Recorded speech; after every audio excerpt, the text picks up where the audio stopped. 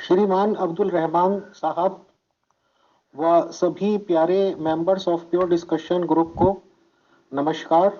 अमित अग्रवाल उपस्थित है, हाजिर है आप लोगों से बातचीत के लिए और मदनी साहब से ये समझने के लिए कि जिनको ये लोग रसूल मानते हैं उनको एक अच्छा आदमी कैसे साबित कर सकते हैं। इस रिगार्डिंग मेरा पहला सवाल ये है कि जिनको नबी बताया जाता है, जिनको प्रॉफेट मोहम्मद साहब कहा जाता है, वो किस घराने में पैदा हुए, क्या उनके माँ बाप का नाम था और क्या उनके माँ बाप का धर्म था, बताएं। शुक्रिया। माजरत के साथ मैं ज़रा बाइक पर था, तो अभी इरशाद फरमाएं आप।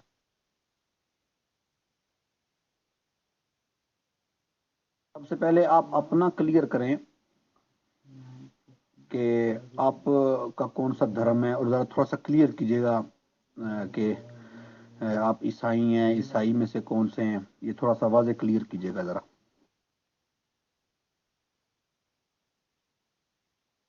श्रीमान अब्दुल रहमान साहब व सभी प्यारे members of pure discussion group को नमस्कार।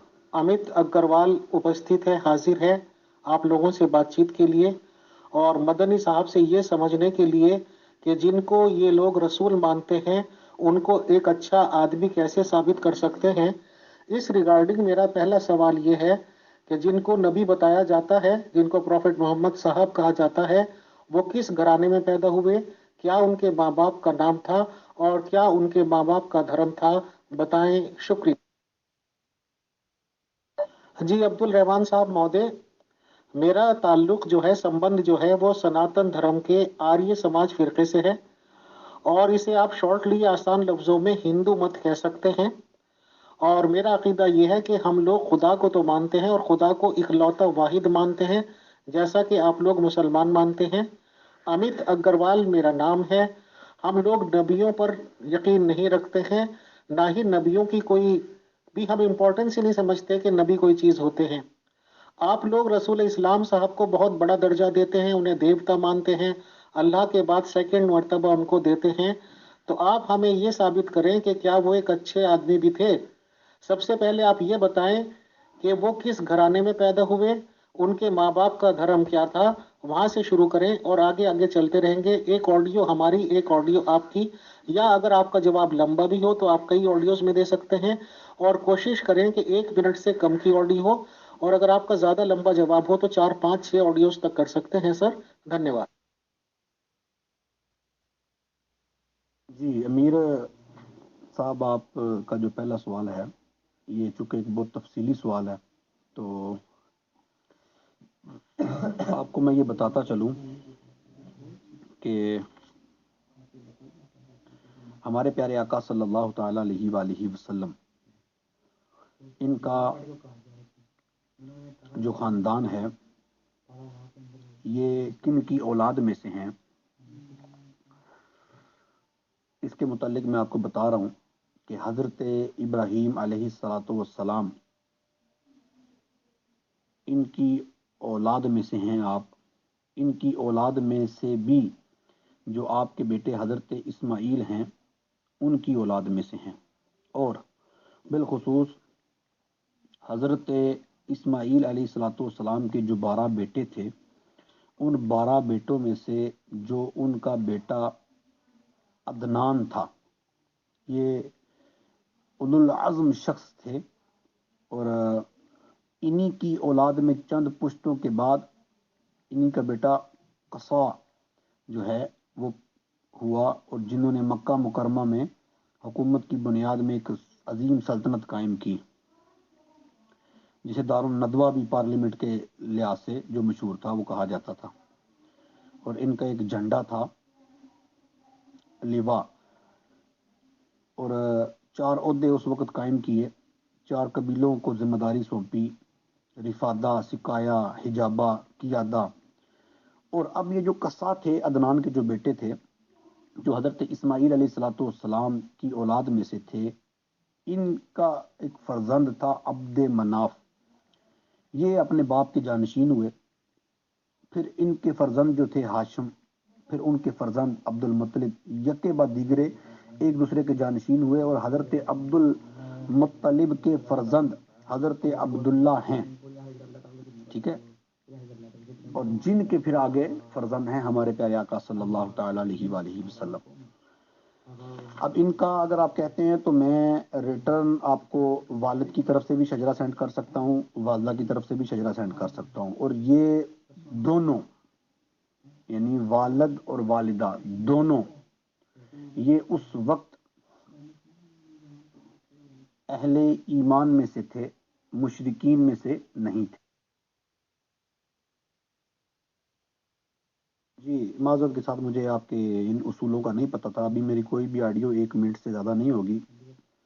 اچھا، یہ میں نے پچھلی آڈیو میں آپ کو بتایا ہے کہ ہمارے پیارے آقا صلی اللہ تعالیٰ علیہ وآلہ وسلم ان کی اولاد میں سے تھے۔ اب خاندان جو تھا وہ قریش تھا، اس وقت کے جو قریش تھے ان میں سے ہمارے پیارے آقا صلی اللہ تعالیٰ علیہ وآلہ وسلم آپ پیدا ہوئے قریش میں، اور یہ جو قریش تھا یہ اس وقت مکہ کے معززین جو چنا ہوا جو ہوتا ہے نا اس میں سے تھا یہ جو قریش، اور یہ قریش ایک سمندری جانور کا نام ہے جو بہت ہی طاقتور ہوتا ہے اور سمندری جانوروں کو کھا ڈالتا ہے۔ یہ تمام جانوروں پر ہمیشہ غالب وہی رہتا ہے، کبھی مغلوب نہیں ہوتا، چونکہ یہ فہر بن مالک اپنی شجاعت یعنی جو بانی تھے قریش کے فہر بن مالک، یہ بڑے خدا داد طاقت رکھنے والے اور تمام عرب قبائل پر غالب تھے، اس لیے تمام اہل عرب ان کو قریش کے لقب سے پکارتے۔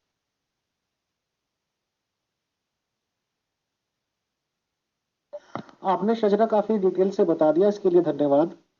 آپ صرف اتنا بتا دیں کہ آپ نے کہا کہ ابراہیم صاحب کی اولادوں میں سے ہیں اور خاص طور سے اسماعیل صاحب کی، تو اسماعیل صاحب تو وہ بیٹے ہیں جن کو بچپن میں تیاگ دیا تھا ابراہیم صاحب نے، بہت چھوٹے سے بچے کو صحرا میں چھوڑ کے گئے تھے ان کی ماں کے ساتھ، اور جب تھوڑے بڑے ہوئے تھے تو ان کی قتل کی کوشش کی تھی قربانی کے نام پر، اور جب جوان ہو گئے تھے تو جب ان کی شادی انہوں نے کر لی تھی تو ان کی بیوی کے پاس آئے تھے اور ان کو پٹی پڑا کے چلے گئے تھے کہ جی مطلب ایسے ایسے ورڈز بول دینا، اور وہ سمجھ کے انہوں نے ان کا کوڈ ورڈ سمجھ کے طلاق دے دی تھی۔ یہ میں نے تھوڑا سا بیک گراؤنڈ بتایا سر۔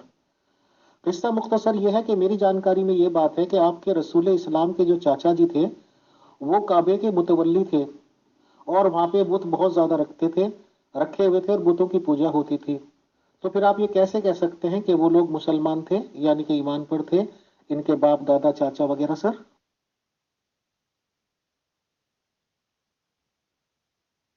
اچھا، آپ نے کہا ہے کہ آپ اللہ کو یکتا مانتے ہیں، ایک مانتے ہیں، ہندو مت میں سے ہیں آپ، تو یہ ذرا کلیئر کریں کہ اللہ کو ایک کیسے مانتے ہیں آپ؟ یعنی وجود کی صورت میں مانتے ہیں، غیر وجود کی صورت میں مانتے ہیں، جس طرح بتوں کی جو عبادت کی جاتی ہے انڈیا کے اندر، یا جو کرسچن ہوتے ہیں وہ ویسے عبادت کرتے ہیں ہر سنڈے کے سنڈے۔ آپ ذرا تھوڑی سی اپنی تفصیل بتائیے گا مزید کہ آپ کے کیا معاملات ہیں، آپ کیا کرتے ہیں، اللہ کو کیسے مانتے ہیں، ایک کس نے بتایا آپ کو کہ اللہ ایک؟ ہم لوگ آریہ سماجی لوگ ہیں سر، اور بت پرستی کرنے والوں کو غلط سمجھتے ہیں، بت پرستی پہ یقین نہیں رکھتے ہیں، نہ ہی بتوں کی ہم کوئی قدر و قیمت جانتے ہیں، اور ہمارا یہ عقیدہ ہے کہ بت کے اوپر اگر مکھی بھی بیٹھ جائے تو بت میں اتنی بھی طاقت نہیں ہے کہ وہ مکھی کو اڑا سکے۔ بٹ کیونکہ اکثریت ہندوؤں کی ہندوستان میں بت پرستی میں انوالو ہے اور ان کی بہت زیادہ عقیدت ہے، تو ہم اس ریگارڈنگ کوئی غلط بات بھی بیان نہیں کرتے، کیونکہ کسی کا دل بھی دکھانا نہیں چاہیے۔ آپ نے یہ پوچھا کہ ہم خدا کو ایک کیسے مانتے ہیں، تو ظاہر سی بات ہے کہ ہم لوگ پیدائشی باپ دادا پردادا ٹائم کے سے ہی آریہ سماجی لوگ ہیں۔ ہمارے ماں باپ ہمیں یہی شکشا تعلیم دے کر گئے ہیں کہ خدا ایک ہے، اور ظاہر سی بات ہے کہ ان کو ان کے بڑوں نے یہ تعلیم دی ہوگی، اور بڑوں سے یہ تعلیم چلی آ رہی ہے کہ ہم خدا کو ایک مانیں، اور ماں باپ ہی سب سے بڑے گرو ہوتے ہیں، ماں باپ ہی سب سے بڑے استاد ہوتے ہیں، وہی سکھاتے چلے آ رہے ہیں، اور یہی سب ہم اپنی اولادوں کو سکھا رہے ہیں۔ دھنیہ واد۔ سب سے پہلی بات یہ ہے کہ آپ نے جو یہ قصہ بتایا یہ ضمن میں آتا ہے، اور آپ کہہ رہے ہیں کہ بت تھے، بالکل تھے، ایک دو نہیں تھے بلکہ 360 بت تھے، اور آپ کا جو سگا چاچا ہے، ٹھیک ہے، ابو لہب، وہ سارا معاملات تھے اس کے۔ دیکھیں، آج بھی کیا انڈیا کے اندر بتوں کی پوجا نہیں ہو رہی؟ کثرت کے ساتھ ہو رہی ہے، اور جس آبادی کے اندر کثرت کے ساتھ ہیں، کیا اس کے اندر مسلمان نہیں ہیں؟ یعنی مطلقاً بات یہ ہے کہ اللہ رب العزت جس کو بچانا چاہے، جس کو دین اسلام کا مذہب یا ایمان کی دولت سے نوازنا چاہے، یہ کوئی بعید کی بات نہیں ہے، یعنی ایسی کوئی بات نہیں ہے۔ دوسرے نمبر پر مین جو چیز ہوتی ہے، ہمارا جو عقیدہ ہے، ہمارا عقیدہ یہ ہے کہ نبی معصوم ہوتے ہیں، ان سے خطا نہیں ہوتی۔ کیوں؟ اس وجہ سے کہ اگر نبی سے ہی غلطی ہوگی تو وہ دوسروں کو تبلیغ کیا کرے گا، دوسروں کو کیا سمجھائے گا؟ اگر وہ خود ہی، آپ کہہ رہے ہیں نا اچھا آدمی ثابت کریں، اگر وہ خود ہی غلط ہوگا تو وہ دوسروں کو اچھائی کیسے سکھائے گا؟ ٹھیک ہے، صحیح؟ تو کچھ یہ کیوں والے بات کا کوشچن نہ کریں، یعنی کیوں والے کوشچن آپ کریں گے تو پھر اس میں بڑی تفصیل چلی جائے گی۔ البتہ تھوڑا سا اپنا سوال مزید واضح کریں۔ آپ کا جو سوال تھا، آپ کے سوال کا جواب آپ نے خود ہی دے دیا ہے، میں نے بھی دیا آپ کو جواب، لیکن آپ کو میں نے دے دی۔ دیکھیں، گھر میں سے آپ آپ بھی بڑے ہیں، سینئر ہیں، شادی شدہ ہیں، سارے بیٹے ایک جیسے نہیں ہوتے، کسی کے اندر کوئی برائی ہوتی ہے، کسی کے اندر کوئی برائی ہوتی ہے۔ تو اس وقت میں بتا رہا ہوں کہ اگر آپ بیک گراؤنڈ پہ جائیں گے نا، تو عرب کی اخلاقی حالت جو تھی نا، یہ نہایت ہی ابتر تھی۔ جہالت کی وجہ سے، ان کو علم نہ ہونے کی وجہ سے بت پرستی کو جنم دیا، اور بت پرستی کی لعنت نے ان کے انسانی دل و دماغ پر قابض ہوئے، اور سب پر نہیں ہوئے۔ جس طرح آپ کہہ رہے ہیں نا کہ دل نہیں توڑنا چاہیے، یہاں پر اکثریت ہے کرتی ہے، آپ نہیں کرتے، تو اب یہاں پر میں اگر بولوں نا کیوں نہیں کرتے، تو پھر وہ کیوں سے وہ بات ہوگی کہ او میں ڈنڈا کیوں ہے نہیں ہے، اور کیوں میں ڈنڈا کیوں ہے، تو پھر وہ کیوں والا معاملہ یہ ہو جاتا ہے۔ تو یہ آپ مزید تفصیل اگر جاننا چاہیں گے تو میں اس کے لیے بھی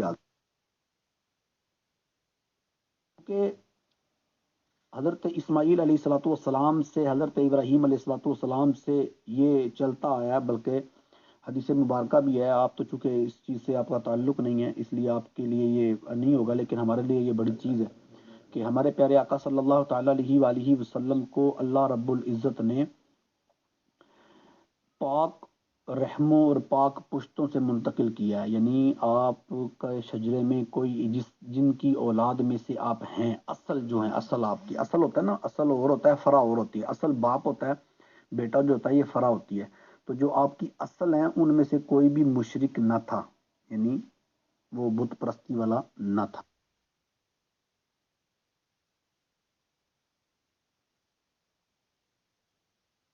ٹھیک ہے عبد الرحمان صاحب، محترم مختصر کر لیتے ہیں، کیونکہ ہماری جو ساری ڈیبیٹ ہے اس کا جو مخصوص کیندر بندو ہے یا مخصوص بات ہے وہ رسول اسلام صاحب کے ریگارڈنگ ہے۔ تو رسول اسلام صاحب کے چچا کی بات آپ نے مانی کہ ہاں جی وہ متولی تھے، اور اس میں بت ایک نہیں 360 تھے۔ تو آپ مختصراً یہ بتائیں کہ رسول اسلام صاحب کے ماں باپ کو ایمان پر مانتے ہیں یا نہیں، اور رسول اسلام صاحب کے چاچا کو جو کہ مکہ کے متولی تھے، ان کو آپ ایمان پہ مانتے ہیں یا غیر مسلم؟ شکریہ۔ اس کے ضمن میں آپ کو ایک واقعہ بھی بتا دیتا ہوں کہ ہمارے پیارے آقا صلی اللہ تعالی وسلم کی ولادت سے تقریباً 55 ڈے پہلے یمن کا جو بادشاہ تھا ابرہا، یہ ہاتھیوں کی فوج لے کر کعبہ کو ڈھانے کے لیے مکہ پر حملہ آور ہوا تھا، اور اس کا سبب یہ تھا کہ ابرہا نے یمن کے دارالسلطنت صنعاء میں ایک بہت ہی شاندار عالی شان گرجا گھر بنایا تھا، اور یہ کوشش کرنے لگا تھا کہ عرب کے لوگ بجائے خانہ کعبہ کے یمن آ کر اس گرجا گھر کا حج کیا کریں۔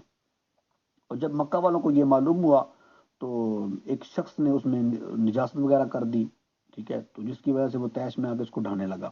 اب اس وقت مویشی چھین لیے مکہ کے آ کے نا، تو اس وقت 200 یا 400 اونٹ حضرت عبد المطلب جو ہمارے پیارے آقا صلی اللہ علیہ وسلم کے دادا جان تھے ان کے بھی تھے۔ آپ ان سے اپنے اونٹوں کا مطالبہ کرنے گئے تو اس نے کہا کہ تمہیں اونٹوں کی پڑی ہوئی ہے، میں تو تمہارا کعبہ گرانے آیا ہوں۔ تو حضرت آپ کے دادا نے، یہ اس جملے پہ ختم کر رہا ہوں، آپ کے دادا نے یہ کہا کہ مجھے تو اپنے اونٹوں سے مطلب ہے، کعبہ میرا گھر نہیں، یعنی ہماری عبادت کی جا تو ضرور ہے، میرا گھر نہیں بلکہ وہ خدا کا گھر ہے، وہ خود اپنے گھر کو بچا لے گا۔ تو اس سے پتہ چلا کہ ان کا اللہ پر کس قدر ایمان۔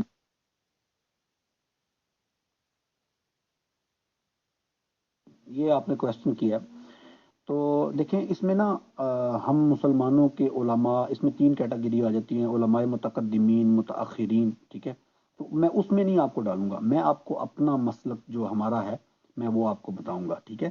اس میں ہمارا جو مسلک ہے اس میں 3 طریقے ہیں، میں ایک ایک وائس میں ایک ایک طریقہ عرض کروں گا۔ اول یہ کہ سرکار کے والدین جو تھے، آباء و اجداد، سب حضرت ابراہیم کے دین پر تھے، لہذا مومن ہوئے۔ دوسرا یہ کہ یہ تمام حضرات حضور صلی اللہ تعالیٰ علیہ وآلہ وسلم کے اعلان نبوت سے پہلے ہی ایسے زمانے میں وفات پا گئے جو زمانہ فطرت کہلاتا ہے، اور ان لوگوں تک سرکار کی دعوت ایمان پہنچی ہی نہیں، لہٰذا ہرگز ہرگز ان حضرات کو کافر نہیں کہا جا سکتا بلکہ ان لوگوں کو مومن ہی کہا جائے گا۔ اور تیسرا یہ کہ اللہ تعالیٰ نے ان حضرات کو زندہ فرما کر ان کی قبروں سے، اور ان لوگوں نے کلمہ پڑھ کر سرکار کی تصدیق کی، اور سرکار صلی اللہ علیہ وسلم کو زندہ کرنے کی حدیث اگرچہ بذات خود ضعیف ہے، ٹھیک ہے، مگر یہ ایک کیٹیگری ہوتی ہے حدیثوں کی نا، ضعیف، موضوع، یہ وہ آپ کو نہیں سمجھ آئے گی، لیکن میں ایک بتا رہا ہوں کہ اس قدر سندوں کے ساتھ کثیر روایات میں یہ بات ملتی ہے کہ یہ حسن کے درجے کو پہنچ جاتی ہے۔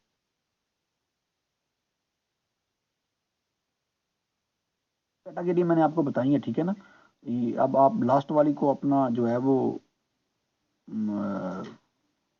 نہ بنا دیجیے گا آپشن۔ یہ میں نے 3 کیٹیگری آپ کو بتائی ہیں، لیکن یہ مختصر یہ ہے کہ آپ کے والدین دونوں مومن تھے، مسلمان تھے۔ جی میں جو آپ کا سوال ہوتا ہے نا میں اس کو ٹیگ کر کے پھر جواب دیتا ہوں۔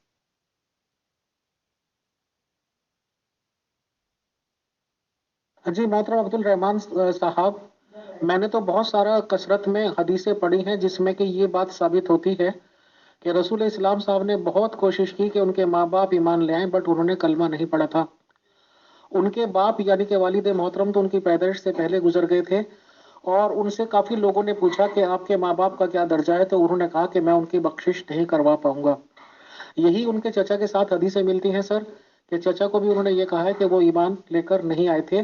بہرحال اگر آپ مسلمانوں کے درمیان ہی اپنے رسول اسلام صاحب کے لیے اتنی کم معلومات ہیں کہ آپ لوگ 3 ٹکڑوں میں بٹے ہوئے ہیں کہ ان کے ماں باپ چاچا چاچی تھے کیا، تو یہ تو خیر آپ کی بہت زیادہ علم کی نشانی ہے سر، اور بہت زیادہ اس بات کو ثابت کرتی ہے کہ آپ کے بہت سے لوگ تلوار خنجر لیے پھرتے ہیں کہ توہین رسالت جو کرے گا ہم اسے قتل کر دیں گے، تو سب سے زیادہ توہین رسالت کرنے والے تو پھر مسلمان ہیں کہ وہ ایک ہی بات پہ متفق نہیں ہے کہ ان کے ماں باپ چاچا چاچی تھے کیا۔ خیر اب آگے چلتے ہیں۔ محترم جب ان کی پیدائش ہو گئی تو کتنا ٹائم پہلے تو ان کے والد کا انتقال ہوا تھا، اور کتنے ٹائم بعد ان کی والدہ کا انتقال ہوا، بتائیں؟ شکریہ۔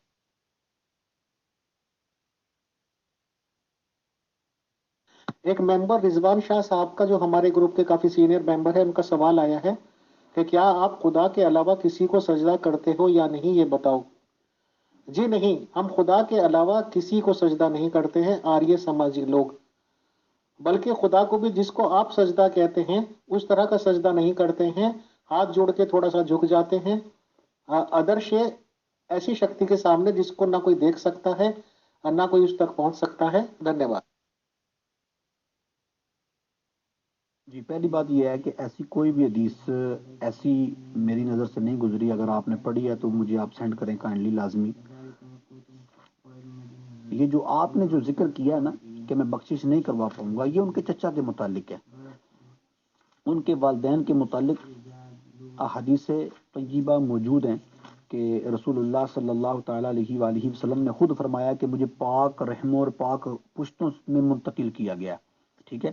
اس کے علاوہ آپ نے اپنے والدین کو جو زندہ کیا، زندہ کرنا، یہ بھی حدیث مبارکہ میں دوبارہ زندہ کر کے ان کو جو ہے وہ مسلمان کیا، یہ بھی موجود ہے۔ باقی اختلافات ہر مسلک ہر مذہب میں ہوتے ہیں، کس میں نہیں ہوتے اختلاف؟ تو ایک گھر کے اندر دو بھائیوں کے درمیان بھی اختلاف ہوتے ہیں، ٹھیک ہے۔ اب آپ نے پوچھا سوال کہ ان کی پیدائش کا کیا معاملہ ہوا، وہ میں انشاءاللہ آپ کو بھی دوسری وائس میں بتا۔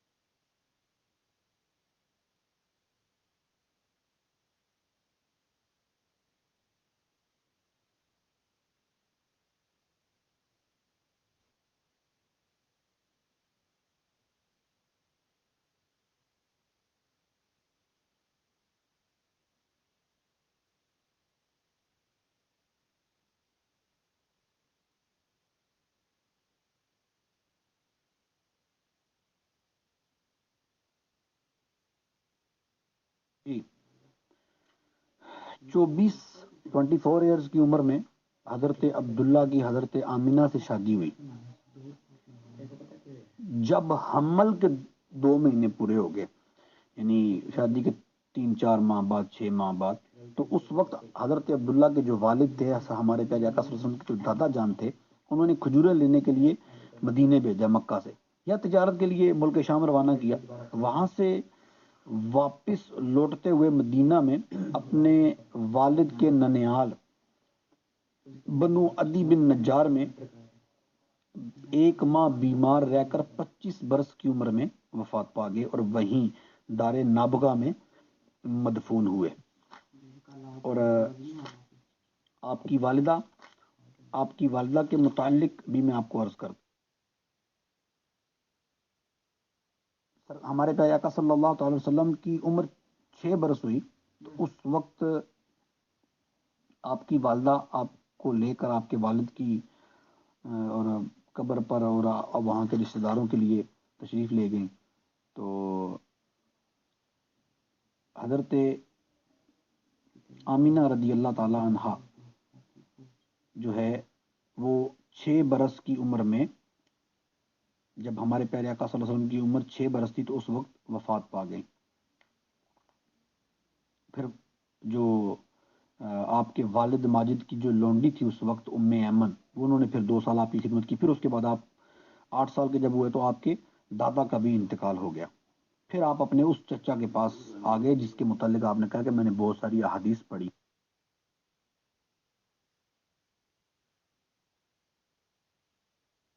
اب آپ یہ بتائیں کہ آپ کا نبیوں کو نہ ماننے کا ریزن کیا ہے؟ آپ کس وجہ سے نبی کو نہیں مانتے؟ تو ایک تو آپ نے مجھے بتا دیا کہ ہمیں اللہ کی جو پہچان ہے وہ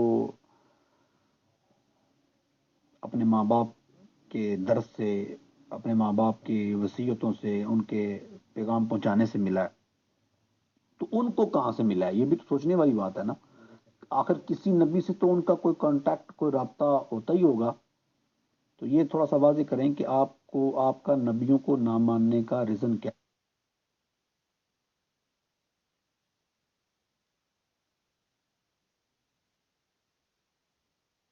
محترم عبد الرحمان مدنی صاحب، ہم ایک ہی ٹریک پہ چلیں گے تو زیادہ بیٹر ہوگا۔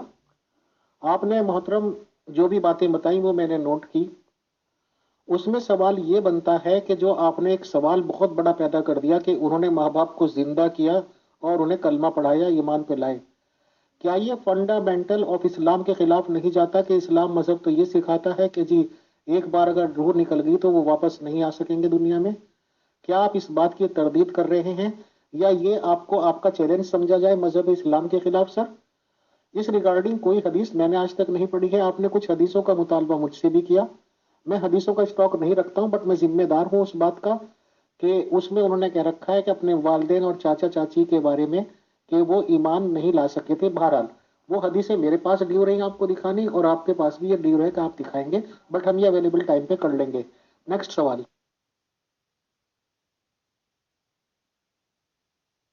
रसूल इस्लाम साहब का बचपन कैसे गुजरा, किसने उनकी कफालत की? और जैसे मेरी जानकारी में ये बात आई है कि उन्होंने भेड़ बकरियों को चराहा, एक चरवाहे के तौर पर काम किया, कि आप इस बात को मानते हैं? अब हम शॉर्ट शॉर्ट सवाल और शॉर्ट शॉर्ट जवाब देके बात को आगे बढ़ा लेंगे सर। शुक्रिया। जी, सबसे पहले तो ये मैं क्लियर करना चाहूँगा कि मैंने अपने मज़हब के ख़िलाफ़ कोई बात नहीं की, बल्कि अंबिया का अल्लाह की इजाज़त से मुर्दों को ज़िंदा करना ये साबित है। आप को मैं अभी अभी सेंड कर देता हूँ, ये मेरे सामने ही है हवाला। और इसके अलावा जो है बहुत सारे हाल ही सिर्फ हमारे प्यारे आका सल्लल्लाहु अलैहि वसल्लम नहीं, बल्कि हज़रत ईसा अलैहिस्सलाम भी मुर्दों को ज़िंदा किया करते थे। हत्ता कि हज़रत कुरान पाक में मौजूद है, हज़रत इब्राहीम अलैहिस्सलाम यही सवाल हुआ था कि मुर्दा ज़िंदा कैसे होगा, तो हज़रत इब्राहीम अलैहिस्सलाम को 4 परिंदों के ज़बह करके उनकी बोटियाँ कीमा करके मुख्तलिफ पहाड़ों मुख्तलिफ जगह पर रख कर फिर उन्हें कुम बिइज़्निल्लाह कहकर बुलाने पर वो ज़िंदा होकर आना, ये भी साबित है। ये मुख्तसर मैं आपको बता दिया, बाकी मैं वो हदीस सेंड करके फिर आपको बचपन में जो आपका दूसरा चरवाहे वाला सवाल है वो मैं आपको अर्ज।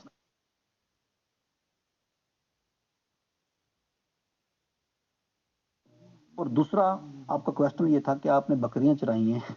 तो देखें, सबसे पहले ये बात थी कि आप अरब के जो उस वक्त के जो लोग थे, वो चूंकि एक शहर था और उस वक्त जो बच्चे पैदा हुआ करते थे उन बच्चों को देहातों में भेज दिया करते थे दूध पिलाने के लिए, और वहाँ की आबो हवा सुथरी और बच्चे की तंदुरुस्तगी और जिस्मानी सेहत भी अच्छी हुआ करती थी, और बिलखुसूस वो खालिसतन फसी अरबी जुबान भी सीख जाते थे। शहर की जुबान बाहर के आदमियों की मेल जोल की वजह से खालिस और फसी नहीं रहती थी। इस वजह से हमारे प्यारे आका सल्लल्लाहु अलैहि वसल्लम को बनी साद की औरतों के हमरा जो है वो भेज दिया गया हजरत हलीमा सादिया की तरफ। ठीक है, अब रहा सवाल आपकी, क्योंकि आपको वहां पर आपकी परवरिश के लिए भेजा गया था, ना कि चरवाहा बनने के लिए बकौल आपके। तो चूंकि आप नबी थे और अपनी नबियों वाली जो खसूसियत थी, क्योंकि अक्सर अंबिया किराम अलैहिस्सलाम ने बकरियां चराई हैं, ठीक है, तो आपने अपनी नबियों वाली खसूसियत में से एक खसलत को जाहिर किया, आपकी नबूवत की एक खसलत, कि आप उनके मना करने के बावजूद अपने उन जो दूध शरीक बहन भाई थे उनके साथ आप बकरियां चराने के लिए जाया करते थे। हाजी मोहतरम अब्दुल रहमान मदनी साहब, चलिए, उनकी परवरिश कहीं और पे हो रही थी, जंगल पे हो रही थी। पहली बात तो खैर इनका हदीसों पे मामला अटक जाएगा कि उनके वालिद साहब के कब गुजरे हैं, इसमें बहुत ज़्यादा इख्तलाफात मौजूद हैं, और उनकी माँ साहब कितने साल की उम्र में गुजरी हैं। खैर, हम गुफ्तगू को आगे बढ़ाते हैं मोहतरम। अभी जब ये 20 साल 22 साल या 25 साल के हुए, उस वक्त तक आपके रसूल सलाम साहब क्या करते थे, क्या उनका पेशा था? और जो आप लोग बहुत बड़ी बड़ी डींगे हाँकते हैं कि वो अमानतदार थे, किस आदमी ने, किस व्यक्ति ने उनके पास सबसे पहले अमानत रखवा दी थी? क्या आप इस बात का कोई हवाला दे पाएंगे सर? बताएं। धन्यवाद। जी, मैं आपको बिल्कुल हवाला दे पाऊंगा, हर चीज़ होगी, आप बेफिक्र रहें। आप मेरे क्वेश्चन का जवाब दें। मैंने आपसे क्वेश्चन किया है कि आपका नबियों को ना मानने का रीज़न क्या है, क्या वजह है, किस वजह से आप नहीं मानते? इसका बहुत मुख्तसर जवाब यह है सर, हमें तालीम ये दी जाती है कि खुदा एक है। बड़ों के टाइम से दी जाती है, तो जाहिर सी बात है कि जब तक बड़े से बड़े बड़े से चले आ रहे होंगे वो यही तालीम देते हैं। आपने कहा कि आप नबियों को क्यों नहीं मानते, तो नबी आए कब से हैं? 4-5 हजार साल की दुकानदारी है सर ये, इससे ज्यादा की तो है नहीं। नबियों की जरूरत हम समझते ही नहीं है। हम सिर्फ दो फंडामेंटल समझते हैं कि अगर हम किसी का भला ना कर पाए तो हम किसी का बुरा भी ना करें, या ये कह लीजिए कि भला किसी का कर ना सको तो बुरा किसी का मत करना। और इसी फंडामेंटल पे लाइफ जीते हैं, और हमें किसी नबी की जरूरत नहीं होती है। धन्यवाद।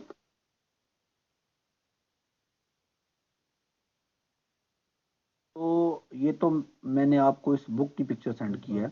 अलबत्ता اس بک کے اندر بھی جو میں آپ کو سینڈ کر رہا ہوں اس کے نیچے بھی حوالہ جات دیے ہوئے کہ اس بک میں سے کدھر سے مواد لیا. کی معلومات غلط ہے کہ نبی دیکھیں کب سے آئے ہیں. دیکھیں جب سے یہ کائنات شروع ہوئی ہے نا، انسانوں کی جو تخلیقات ہوئی ہے، تو سب سے پہلے انسانوں کی جو پیدائش جن سے ہوئی ہے وہ خود بھی تو نبی تھے. ٹھیک ہے، تو یہ کوئی اچھا جواب نہیں ہے، کوئی آپ کا اچھا ریزن نہیں ہے. حضرت آدم علیہ الصلوۃ والسلام خود نبی تھے، تو وہیں سے ساری چیزیں چلی. اولاد آدم ساری ہم آپ سارے انہی کی اولاد میں سے چلتے آ رہے ہیں. محترم عبد الرحمان صاحب، آپ سے ہاتھ جوڑ کر ریکویسٹ ہے کہ ٹاپک پہ بات کریں، ٹو دا پوائنٹ بات کریں. ہم رسول اسلام صاحب کو ایک اچھا آدمی ثابت کروانے کے لیے بیٹھے ہیں. اگر ہم جہاں تک جائیں گے جہاں سے آپ جانے کی کوشش کر رہے ہیں سر، تو بہت سالوں چاہییں گے. اور انشاءاللہ یہ وعدہ رہا کہ ایک ایک ٹاپک بنا کر ہم ہر ایک بات پہ آپ سے گفتگو کریں گے. بٹ اس ٹائم رسول اسلام صاحب کے علاوہ کوئی بات نہیں. دھنیہ واد.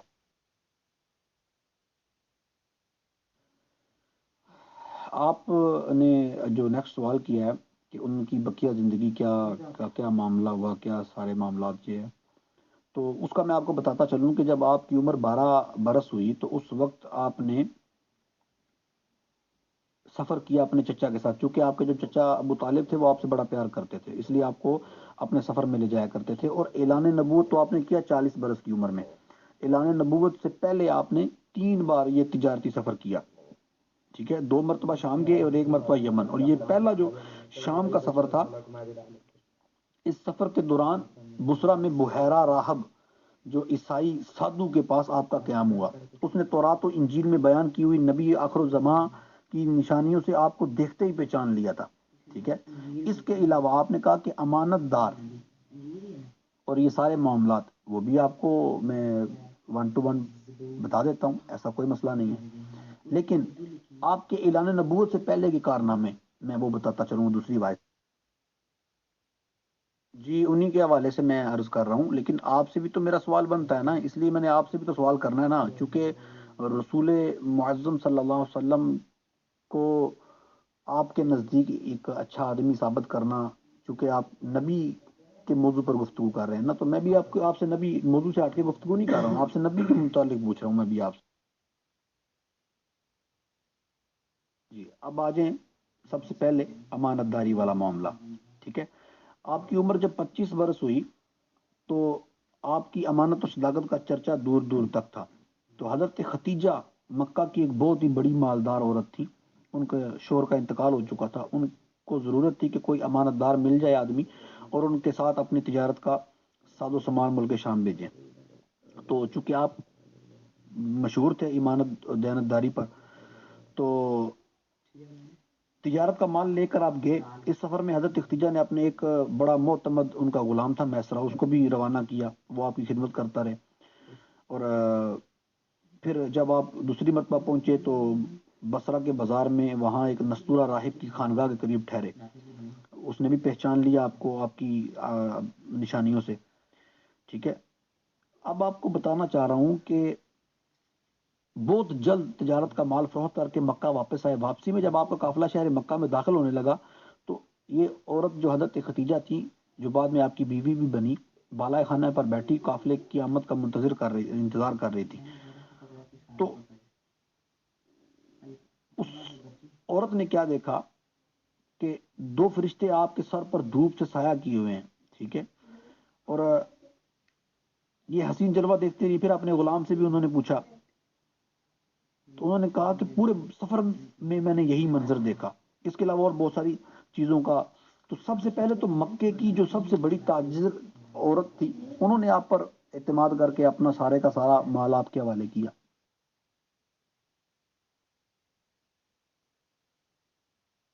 عبد الرحمان صاحب، آپ 25 سال کی عمر میں پہنچ گئے. 25 سال کی عمر میں تو 40 سال کی بیوہ عورت نے ان سے شادی کر لی تھی. اب رہی بات کہ امانت کا چرچا تھا، تو امانت کس نے رکھوا دی تھی محترم؟ وہ تو ان کی بیگم صاحب بن گئی تھی. 15 سال کا فرق تھا. اور ظاہر سی بات ہے کہ اگر ایک 25 سال کا لڑکا اگر آپ کا بھی ہوگا، میں معذرت کے ساتھ کہتا ہوں، اور وہ 40 سال کی بیوہ کو لے کے آئے گا اور وہ مالدار بھی ہوگی، تو آپ بھی شاید اپنے بیٹے کو ڈنڈے مارنے کو تیار ہو جائیں اور سماج ظاہر سی بات یہی کہے گا کہ پیسے کے لالچ میں شادی کر لی سر. اگر اس کے بعد ان پہ کسی نے یقین کیا ہے تو پھر کیا یقین کیا؟ پھر تو مال پہ یقین کیا ہے، ان کی بیگم کے اسٹیٹس پر یقین کیا ہے سر. 25 سال سے پہلے کس نے ان پہ یقین کیا؟ کس نے امانت رکھوائی سر؟ یہ بتا دیں. دھنیہ واد.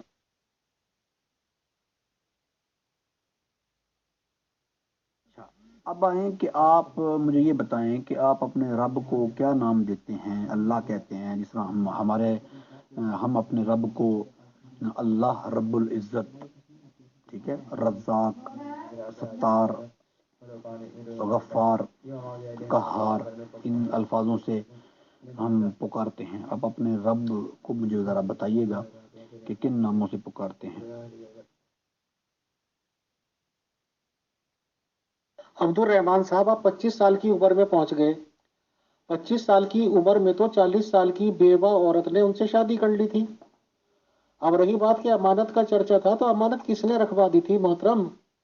وہ تو ان کی بیگم صاحب بن گئی تھی. 15 سال کا فرق تھا. اور ظاہر سی بات ہے کہ اگر ایک 25 سال کا لڑکا اگر آپ کا بھی ہوگا، میں معذرت کے ساتھ کہتا ہوں، اور وہ 40 سال کی بیوہ کو لے کے آئے گا اور وہ مالدار بھی ہوگی، تو آپ بھی شاید اپنے بیٹے کو ڈنڈے مارنے کو تیار ہو جائیں. اور سماج ظاہر سی بات یہی کہے گا کہ پیسے کے لالچ میں شادی کر لی سر. اگر اس کے بعد ان پہ کسی نے یقین کیا ہے تو پھر کیا یقین کیا؟ پھر تو مال پہ یقین کیا ہے، ان کی بیگم کے اسٹیٹس پر یقین کیا ہے سر. 25 سال سے پہلے کس نے ان پہ یقین کیا؟ کس نے امانت رکھوائی سر؟ یہ بتا دیں. دھنیہ واد. میں وہی کہہ رہا ہوں آپ سے کہ آپ نے یہ دوسرا سفر کیا تھا اور اس وقت آپ ان کے شوہر نہیں تھے، ٹھیک ہے. آپ کی امانت داری، ظاہر بات ہے کسی نے، اب یہ تاریخ میں یہ تو نہیں کہہ سکتے نا کہ کس نے رکھوائی ہے. چھوٹی چھوٹی چیزیں کہ اس بندے کا نام بتائیں کس نے رکھوائی ہے، تو یہ تو چیز ان کی امانت اور دیانت داری کی بنا پر ہی تو آپ کو انہوں نے کہا کہ میں آپ کو دگنا دوں گی آپ کی اجرت. اور آپ کی امانت اور آپ کی جو شہرت تھی وہ اس وقت پھیل چکی تھی. اور دوسرے نمبر پہ بات کہ 40 سال ان کی عمر ہو چکی تھی، تو ان کو یہ نہیں تھا کہ صرف آپ کا ہی نکاح آیا تھا پیغام کا، ان کو بہت، بلکہ امام سیرت محمد بن اسحاق نے لکھا ہے کہ اس رشتے کو پسند کرنے کی جو وجہ حضرت خدیجہ اس عورت نے بیان کی، وہ خود سرکار سے بیان کی، انہوں نے خود بتایا. وہ ان کے الفاظ کیا ہیں؟ ان کے الفاظ ہیں: انی قد رغبت فیک لحسن خلقی کا وصدقی حدیثی کا، یعنی میں نے آپ کے اچھے اخلاق اور آپ کی سچائی کی وجہ سے آپ کو پسند کیا، ٹھیک ہے. اور یہ کوئی بات نہیں ہوتی، ڈنڈے سے کوئی بھی کسی سے شادی نہیں کرتا، اور مال کی وجہ سے تو بالکل نہیں کرتا.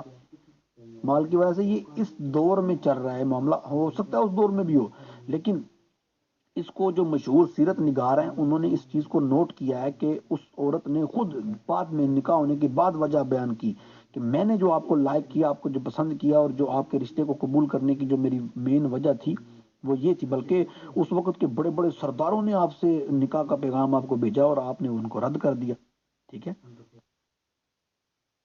عبد الرحمان صاحب، چلیے میں آپ کی بات کو مان لیتا ہوں، اور یہ تاریخ میں بھی درج ہے کہ خدیجہ جی نے پہلے ان کو ملازم کے طور پہ رکھا تھا، یعنی کہ نوکر رکھا تھا. ٹھیک ہے، وہ ان کا مال لے کر جا رہے تھے. تو آپ یہ بتائیے کہ ایک 40 سال کی بیوہ عورت جسے ایک شوہر کی ضرورت بھی ہے، اس کے سامنے ایک نوجوان 25 سال کا، اور اسے لگ رہا ہو کہ سیٹنگ ہو جائے گی اور اس لڑکے کو بھی کچھ کچھ ہونے لگا ہو. میں عام سی بات کر رہا ہوں کیونکہ ہم تو نبی مانتے نہیں ہیں. تو اس سے بڑا بیوقوف کون ہوگا کہ مال بھی وہ اسی کا لے کے جا رہا، اپنا ایک آنا لگانا نہیں تھا، گھر سے ان کا جیب کا کچھ تھا نہیں. تو کون بیوقوف آج کی دنیا میں بھی ہوگا کہ مالدار عورت نوکر رکھ رہی، مال اس کا، سب کچھ اس کا، سفر کا خرچہ اس کا، تو کیا اس کو باولے کتے نے کاٹا کہ جی وہ اس کے مال میں خیانت کرے؟ بہرحال آپ نے یہ تو ماننا کہ پہلے کا کوئی ثبوت موجود نہیں ہے. اب رہی بات خدیجہ جی کی کہ جی بہت سارے رشتے تھے، تو ہو سکتا ہے زیادہ عمر والے رشتے ہوں سر. اور اگر ایک 40 سال کی عورت کو 25 سال کا لڑکا ملے گا تو بالکل یوز کرے گی. اور ایسے ہی اگر 50-55 سال کے بندے کو 6 سال 9 سال کی بچی ملے گی تو اس کی بھی بلے بلے سر. یہ تو فطرت آدم ہے.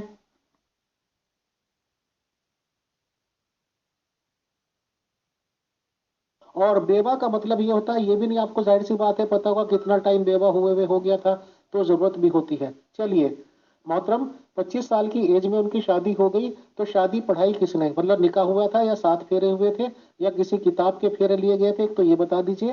اور ان کا خدیجہ جی کا دھرم کیا تھا، کس مذہب کی وہ تھی، یہ بتا دیجئے. شکریہ.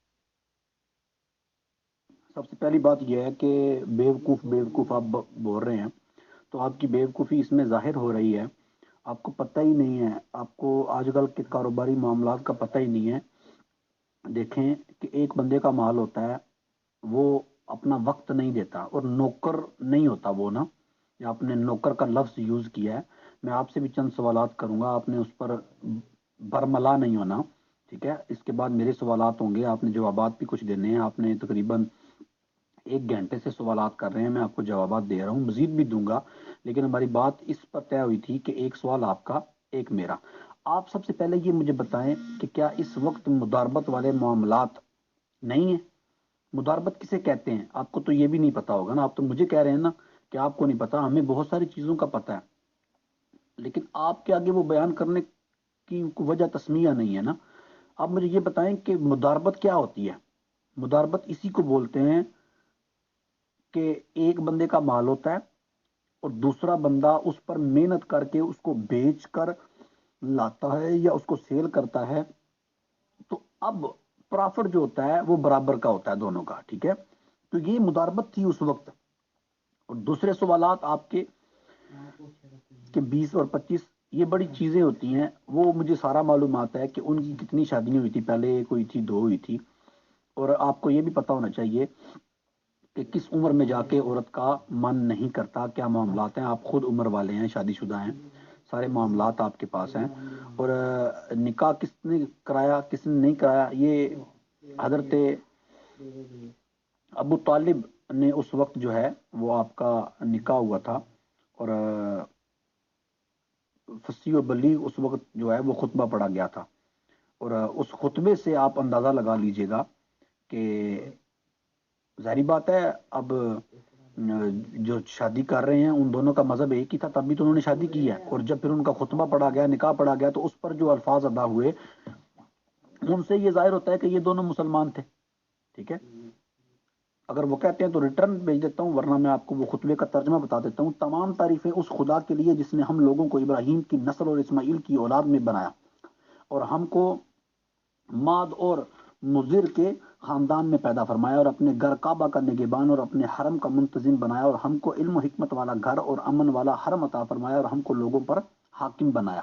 یہ میرے بھائی کا فرزند محمد بن عبداللہ، یہ ایک ایسا جوان ہے کہ قریش کے جس شخص کا بھی اس کے ساتھ موازنہ کیا جائے یہ اس سے ہر شان میں بڑا ہوا ہی رہے گا۔ ہاں مال اس کے پاس کم ہے، لیکن مال تو ایک ڈلتی ہوئی چھاؤں اور عدل بدل ہونے والی چیز ہے۔ اما بعد، میرا بھتیجا محمد صلی اللہ علیہ وسلم وہ شخص ہے جس کے ساتھ میری قرابت اور قربت محبت کو تم لوگ اچھی طرح جانتے ہو۔ وہ ختیجہ بنت خویلد سے نکاح کرتا ہے اور میرے مال میں سے 20 اونٹ مہر مقرر کرتا ہے، اور اس کا مستقبل بہت ہی تابکناک، عظیم الشان اور جلیل القدر ہے، ٹھیک ہے؟ تو جب یہ خطبہ ختم ہوا تو اس وقت حضرت بی بی ختیجہ کے چچا زاد بھائی ورقہ بن نوفل بھی کھڑے ہوئے، اور انہوں نے بھی ایک بڑا شاندار خطبہ پڑھا، وہ میں آپ کو دوسری وائس لمبی ہو رہی ہے، میں آپ کو انہوں نے کیا خطبہ پڑھا آپ دیکھیں کہ یہ تو تھے آپ کی طرف سے، یعنی سرکار ہمارے پیارے آقا صلی اللہ علیہ وسلم کی چچا تھے۔ انہوں نے خطبہ کیا پڑھا؟ حمد تمام تعریفیں اس خدا کی، ٹھیک ہے؟ پتہ چلا کہ یہ خدا کو ماننے والے موحد ہیں، اور واضح کیا کہ یہ کیٹاگری ہیں۔ اب جب انہوں نے ان لڑکی کی طرف سے، ان کا چچا زاد بھائی ورقہ بن نوفل، اور یہ بہت بڑا شاندار عالم تھا اس دور میں، ٹھیک ہے؟ اور اس نے کیا کہا؟ خدا ہی کے لیے حمد ہے جس نے ہم کو ایسا ہی بنایا جیسا کہ اے ابو طالب آپ نے ذکر کیا، اور ہمیں وہ تمام فضیلتیں عطا فرمائی جن کو آپ نے شمار کیا۔ اب اس سے کیا پتہ چلا امیر صاحب کہ دونوں کا مسلک ہم مذہب تھے۔ بلا شبہ ہم لوگ عرب کے پیشوا اور سردار ہیں، اور آپ لوگ بھی تمام فضائل کے اہل ہیں۔ کوئی قبیلہ آپ لوگوں کے فضائل کا انکار نہیں کرتا، اور کوئی شخص آپ لوگوں کے فخر و شرف کو رد نہیں کر سکتا۔ بے شک ہم لوگوں نے نہایت ہی رغبت کے ساتھ آپ لوگوں کے ساتھ ملنے اور رشتے میں شامل ہونے کو پسند کیا، لہٰذا اے قریش تم گواہ رہو کہ ختیجہ بنت خویلد کو میں نے محمد بن عبداللہ کی زوجیت میں دیا 400 مسکال مہر کے بدلے۔ غرض حضرت بی بی ختیجہ کے ساتھ سرکار کا نکاح ہوا، اور سرکار کا خانہ معاشیت ازدواجی زندگی کے ساتھ خانہ آباد ہوا، ٹھیک ہے؟ محترم عبد الرحمان صاحب، سب سے پہلے آپ نے یہ کہا کہ سیکس سے رغبتی اور بے رغبتی کتنی ایج میں ہوتی ہے؟ مجھے ضرور آپ کی ایج کا پتہ نہیں ہے، تو بٹ ماشاءاللہ ہم بھی میچور پرسن ہوں گے، اور میच्योर लोग ही हमारे ग्रुप में ज्यादा हैं। मेरा खुद का तजर्बा भी यह है मोहतरम कि 20-25 साल की एज के बजाय जब आदमी या औरत 40 साल में पहुंचती है तो सेक्स का उसको ज्यादा आनंद आता है, ज्यादा मजा आता है उनको। और अगर उस एज में किसी को भी, चाहे आदमी को चाहे औरत को, अपने से 15 साल का लड़का या लड़की मिले तो जाहिर सी बात है उसकी बल्ले बल्ले हो जाती है सर। और 40 साल की औरत अगर होगी, 25 साल का लड़का होगा, तो बहुत ज्यादा लुत्फानंदोज होगी औरत। और उस लड़के को जो अगर 25 साल का लड़का 40 साल की औरत से सेक्स कर लेगा तो वो कभी भी दिल से दिमाग से छोटी एज की लड़की से कभी नहीं चाहता है। ये होगी पहली बात का सवाल का जवाब। आपके अकॉर्डिंग अगर हजरत इब्राहीम अलैहिस्सलाम के वो दीन पे थे और आपने उन लोगों को मुसलमान तक कह दिया, तो अगर वो मुसलमान थे फिर झगड़ा काहे का? फिर 15 साल बाद कौन सी वही आ गई? रसूल इस्लाम साहब की जरूरत ही क्या पड़ी, क्योंकि वो तो मुसलमान थे, उनकी बेगम मुसलमान थी, जबकि लोगों का कहना यह है कि वो गैर मुस्लिम थी। अब ये बात चल जाएगी कि वो मुसलमान नहीं थी, चलिए क्योंकि हम रसूल इस्लाम साहब पर केंद्रित हैं। आप ये बताइएगा कि चलिए 25, अब अगर उन्होंने पढ़ाया है निकाह चाचा साहब ने, तो आपने तो उन्हें भी मुसलमान कह दिया। तो जब सारे ही मुसलमान थे तो फिर आखिर गैर मुस्लिम था कौन? फिर इस खानदान ने खदीजा जी के और वर्का बिन नौफिल के आपने नाम लिया, इन लोगों के बेस पे कैसे आपने कह दिया? जब पहली वही आई उसके बाद तो अब के रसूल इस्लाम पहाड़ से कूदने को तैयार हो गए थे कांप के। वर्का बिन नौफिल उनको संभाल के लाए हैं, उन्हें वही का तो पता था नहीं कि वही होती क्या है। बहरहाल यहाँ से आहिस्ता आहिस्ता डिस्कशन लेके चलते हैं मोहतरम। अभी तो आपके सवालों की कोई जरूरत ही नहीं है मोहतरम, ना ही मैं आपके देना चाहूंगा। पहले आप रसूल इस्लाम को तो एक अच्छा आदमी साबित कर दें। 25 साल की उम्र में 40 साल की बेवा से शादी करना, उसके माल पे ऐश उड़ाना, और फिर उसी के माल पे कि जी अब तो अमानतदार हो गए, ये हो गया वो हो गया, यहाँ से थोड़ा सा कर लेते हैं। और ये गैर मुस्लिम मुस्लिम वाला कॉन्सेप्ट क्लियर करें सर। और अगर वो मुसलमान थे तो मुसलमानों की फिर आखिर क्या जरूरत थी, ये भी डिस्कस करें। आप ही लोग ये बताते हैं, औरतों में सबसे पहले ईमान जो लाई मुसलमान लाई खदीजा जी लाए, बच्चों में जो लाए वो अली जी लाए, और जो आदमी लोगों में लाए वो उनके प्यारे दोस्त मोहतरम जो कि उनके ससुर साहब बने हैं अपनी हमेज में, क्योंकि 1-2 साल का फर्क था रसूल इस्लाम साहब में और अबू बकर साहब में। उनकी बेटी को वो जिब्राइल फरिश्ता दे गया था। तो खैर ये बात की बातें हैं, बट आप यहाँ से शुरू करें कि वो मुसलमान थे तो कैसे। शुक्रिया, धन्यवाद। ये जवाब नहीं चाहिए, मैंने अभी सवाल किए ही नहीं है, ये मैंने आपके सवालात के जवाबात दिए हैं। ठीक है, तो मैंने ये सवाल नहीं किया, मैंने अभी सवाल करना है आपसे। तो आप ठंडे दिल से आप ये सुन लें पहले बात। देखें, ये एक इस्तिलाह है, वो मवाहिद थे, क्योंकि उस वक्त वही का नुज़ूल इलन नबूवत नहीं हुआ था, तो वो ज़माना फितरत पाया जाता है ना। अब आप मेन बात ये है कि आपको इन चीज़ों का पता ही नहीं है। ठीक है, अब मैं अगर आया ना, आप जिस तरह की लैंग्वेज आप यूज़ कर रहे हैं, मैं बड़े ही तहम्मुल मिजाज से ना आपसे गुफ्तगू कर रहा हूँ, लेकिन मैं अभी ये 15-20 मिनट से नोट कर रहा हूँ, ये जो आपकी 5-7 लास्ट वॉइसें हैं, कि आप इसमें बहुत दूसरे वर्ड यूज़ कर रहे हैं जो नहीं करने चाहिए। आप कह रहे थे ना कि इंडिया में बहुत सारे बंदे वो हैं, ये हैं, उनकी दिल आज़ारी ना हो जाए, तो आप जिससे बात कर रहे हैं आप उससे भी इस लहजे में बात करें कि उसका भी दिल ना दुखे।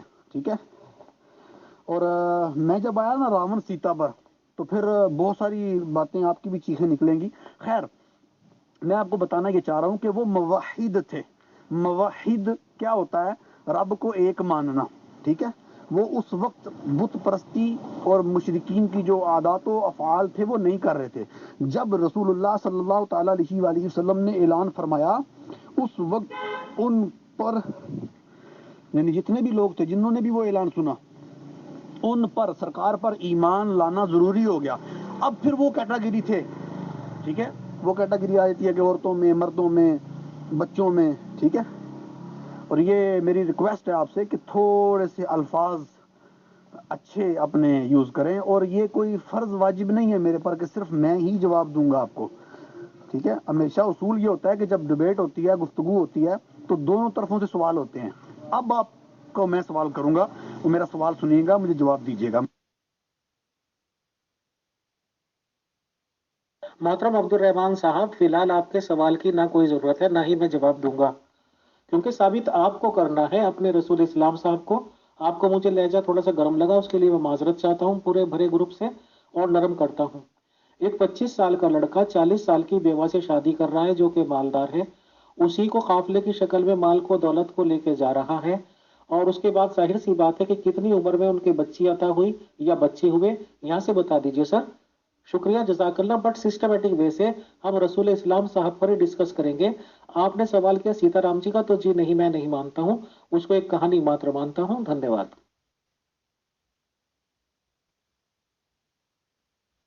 जी, और देखें दूसरा सेक्स और वो दूसरी सारी बातें वो मैं मानता हूँ, ठीक है। तो लेकिन बात देखें, यकतरफा नहीं सोचना। जब हम दोनों बात कर रहे हैं ना, तो उसको ठंडे दिमाग से, तहम्मुल मिजाजी से उस जुमले को सोचना है कि ये जुमला क्या था।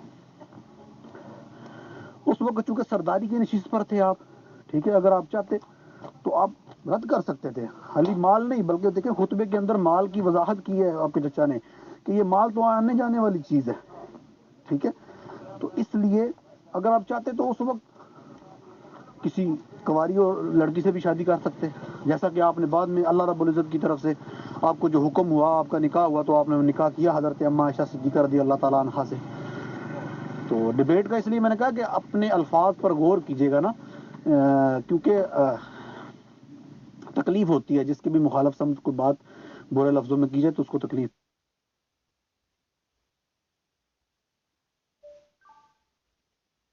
थोड़ा सा वेट करें, मैं आपको बताता हूँ। मैं ज़रा थोड़ा सा काम जा रहा हूँ 10-15 मिनट के लिए, ठीक है। आपसे दोबारा डिबेट अगर करना चाहते हैं तो दोबारा 2 घंटे बाद रख लें तो ज़रा आसानी हो जाएगी मेरे लिए, क्योंकि अभी हमारा इधर खाने वगैरह का टाइम हुआ है। अभी मैं एक जॉब पे था, वहाँ से अब घर जा रहा हूँ, तो इसलिए थोड़ा सा टाइम मुझे दीजिएगा, ये ना समझिएगा भाग गया या वगैरह वगैरह। तो मैं आपको तफसील से सारा अर्ज कर। नहीं मोहतरम अब्दुल मदनी साहब, हम इस तरह के ख्याल के लोग नहीं हैं, खुदा न खास्ता। जब बातचीत सेट हो गई, आप 2 घंटे का नहीं, आज काफी गुफ्तगू हो गई है। इंशाल्लाह नेक्स्ट सेशन रख लेंगे और आपकी सहूलत के हिसाब से रखेंगे। और कल को तो शायद संडे हो गया, कल सैटरडे हुआ, नहीं सैटरडे को रख सकते हैं सर, सैटरडे तो हमारे पास टाइम है। संडे को हमारी डिबेट्स वगैरह ज़्यादा हैं, तो अगर आप कल शाम में रख सकते हैं तो टाइम बता दीजिएगा, और वो भी कल सुबह, कल दोपहर तक बता दीजिएगा, कोई वजह नहीं। आप अपने काम निपटाइए सर। काम ही पूजा है, कार्य ही पूजा है, वर्क इज़ वर्शिप। आज की गुफ्तगू के लिए बहुत शुक्रिया, बहुत जज़ाकल्लाह। और जबकि हमारे रसूल यानी कि आपके रसूल इस्लाम साहब की शादी हो गई थी, उसके बाद से डिस्कशन ड्यू रही। और खदीजा जी का धर्म क्या था, यहाँ से बातचीत शुरू होगी। शुक्रिया, धन्यवाद।